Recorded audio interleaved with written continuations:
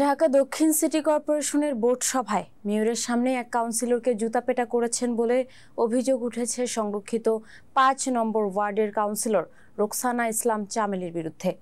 সোমবার দুপুর নগর ভবনে ডিএসসিসির বোর্ড সভায় ২০ নম্বর ওয়ার্ড কাউন্সিলর ফরিদ উদ্দিন আহমেদ রতনকে জুতাপেটা করেন চামেলী। এ সময় ডিএসসিসি মেয়র শেখ ফজলে নূর তাপস উপস্থিত ছিলেন। ডিএসসিসির বোর্ড সভায় উপস্থিত একাধিক কাউন্সিলর এ তথ্য নিশ্চিত করেছেন।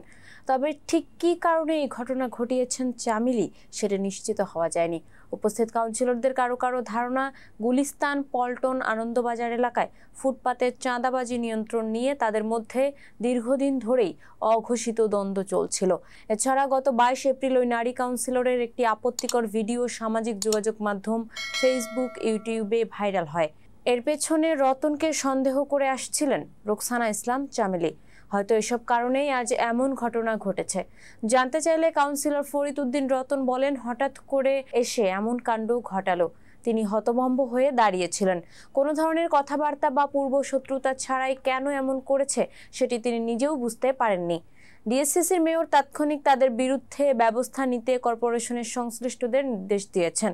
ঘটনার পরপরই তাকে সভা কক্ষ থেকে বের করা হয়েছে। নগর ভবনেও প্রবেশের বিষয়ে নিষেধাজ্ঞা দেওয়া হয়েছে। এ বিষয়ে জানতে সংরক্ষিত নারী আসনের কাউন্সিলর রোকসানা ইসলাম চামেলীর মোবাইল ফোনে বেশ কয়েকবার কল করে বন্ধ পাওয়া যায়।